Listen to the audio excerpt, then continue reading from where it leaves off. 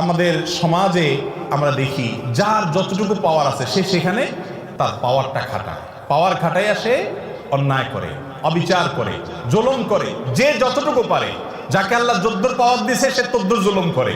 কেউ বড় জালেম কারণ সে বড় পাওয়ার হোল্ড করতেছে, কেউ ছোট জালেম কারণ সে ছোট পাওয়ার হোল্ড করতেছে। দুনিয়াতে যদি কেউ কারোর প্রতি জুলুম করে, এর বিচার আল্লাহ তাআলা আখিরাতে তো করবেনই। আয-যুলমু যুলুমাতুন ইয়াওমাল কিয়ামা, কিয়ামতের দিন দুনিয়ার এক একটা জুলুম বহুমুখী অন্ধকার হয়ে মানুষের কাছে হাজির হবে। কোনো আলো সে দেখতে পাবে না, বিপদ তার সামনে আসবে। আর আল্লাহ লানাতুল্লাহি আলা যালিমিন তো আছেই। এত কিছুর পরেও মানুষের প্রতি যদি আপনি অবিচার করেন, জুলুম করেন, দুনিয়াতে আল্লাহ নগদ শাস্তি দেন। একটা কথা আমি প্রায় সময় বলি, পৃথিবীর ইতিহাসে যত বড় জালিম ছিল, আপনি সেটা কাবিল থেকে শুরু করেন। হাবিলের প্রতি কাবিল যে জুলুম করেছে, নিজের ভাইকে হত্যা করেছে, সেই জুলুমের কারণে তার পরিণতি, তার লাঞ্ছনা, তার অপমান, তার শাস্তি, দুনিয়াতে বেইজ্জতি আল্লাহ করেছেন না করেন নাই? প্রকাশ করে দিয়েছেন। ফিরআউন বনি ইসরাইলের প্রতি জুলুম করেছে, দীর্ঘদিন জুলুম করেছে, নিজেকে রব দাবি করেছে। আল্লাহ রাব্বুল আলামিন কিছুদিন ছাড় দিয়েছেন। আল্লাহ বলেছেন ওয়া উমলি লাহুম ইন্না কাইদি মাতিন, আমি ছাড় দেই, ঢিল দেই, বড়শিতে মাছ ধরার মতো।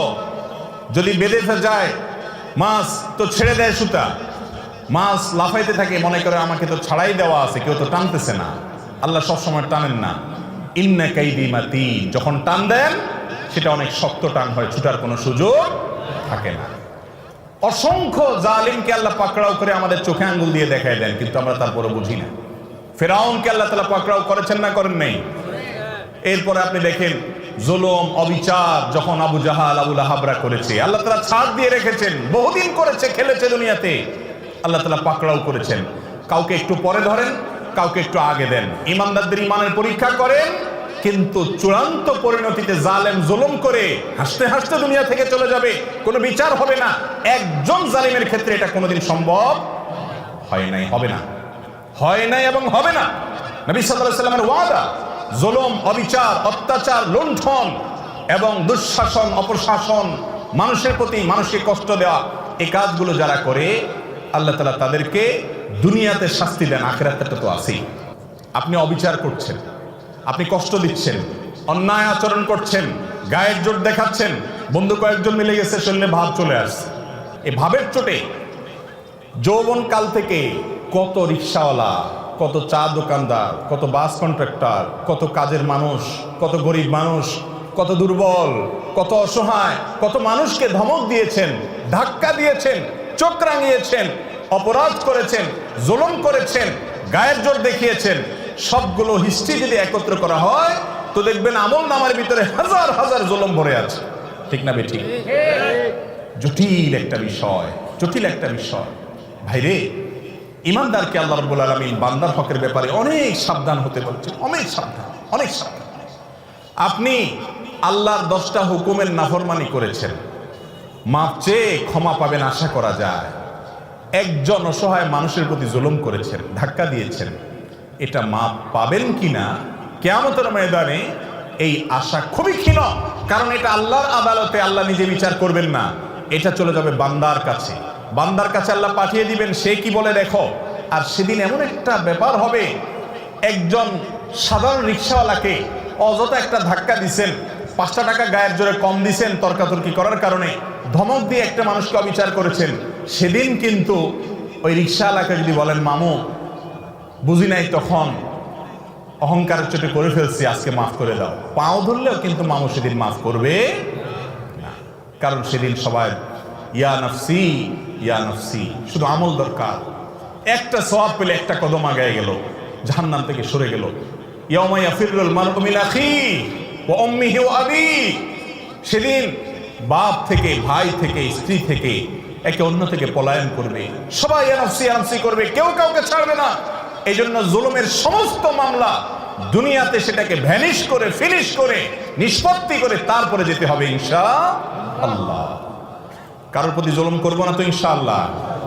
যদি কখনো হয়ে যায়, মাপ চাওয়া শিখতে হবে। ইমানদারের একটা বড় গুণ হলো মাপ চাওয়া, বারবার মাপ চাইতে হবে। রিপিটেডলি মাপ চাইতে হবে। রাস্তায় একজন লোকের সাথে বেয়াদবি করে ফেলেছেন, দোকানদার সাথে বেয়াদবি করেছেন, পরে আপনার ইমানের চেতনা জাগ্রত হয়েছে, কাজটা তো ভালো করি নাই, আমি তো মানুষটার প্রতি অবিচার করেছি। একা একা যান, যা মাপ চাই আসেন। বন্ধুদের সামনে যদি তার সাথে বেয়াদবি করেন, বন্ধুদের সামনে মাপ চাইবেন এবং নিজেকে ছোট করবেন, নিচের দিকে তাকিয়ে থাকবেন। একজন সাহাবী আরেক সাহাবীকে একটা কথা বলে ফেলেছেন, রাসূল আকরাম সাল্লাল্লাহু আলাইহি ওয়াসাল্লাম শুনে কষ্ট পেয়েছেন এবং শাসন করেছেন যে তুমি এই কথা কেন বললে, তার কষ্ট হয় এরকম কথা, বুঝে উঠতে পারেন নাই, তিনি বলে ফেলেছেন। সাথে সাথে তার ভাইয়ের কাছে তিনি মাপ চেয়েছেন। এমন মাপ চাওয়া যে মাপ না দিয়ে উপায় নেই। এ হলো মুসলমান। তাহলে কারোর প্রতি জুলুম করবো না তো ইনশাআল্লাহ, এগুলোর জন্য তওবা করবো তো ইনশাআল্লাহ। ইমানদারের জন্য করণীয় কাজ, আপনি ইবাদত গুজার করলেন, জিকির আজকার, ওয়াজ শুনলেন, ওয়াজ করলেন, তেলাওয়াত করলেন, দান সদকা করলেন, এগুলো ভালো কাজ করেন, কিন্তু আপনার দ্বারা উল্টাপাল্টা কি হচ্ছে, অপরাধ কি হচ্ছে, সেটা খেয়াল করেন। বহু নামাজি মানুষ আছে দেখবেন, নামাজ কালাম পড়ে, দায়টাই সবই আছে, কিন্তু আইন ঠেলে ঠিকই। তাইলে এই লোকটা বুঝতেই আছে না যে দিনদারি কি, তারে নামাজ কালাম তাকে জান্নাতে নিবে না, সে জানে না। সে জানে না বান্দার হক আল্লাহর হকের চাইতে অনেক ক্রিটিক্যাল, অনেক রিস্কি, এটার জন্য পার পাওয়া খুব কঠিন। এই আইন ঠেলার কারণে তার নামাজে তাকে জান্নাতে নিতে পারবে না, কুলাবে না। এই জন্য আল্লাহর হকের পাশাপাশি বান্দার হকের উপরে সচেতন হওয়া, কোনো মানুষকে জুলুম না করা।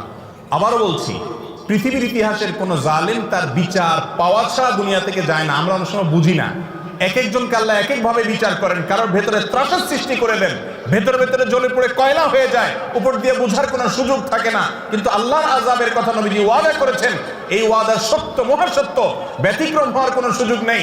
জালেমের বিচার আল্লাহ করেন, করে থাকেন, কিয়ামত পর্যন্ত করবেন। এই জন্য জুলুম থেকে নিজেদেরকে বাঁচিয়ে রাখবো ইনশাআল্লাহ। কারোর হক নষ্ট করব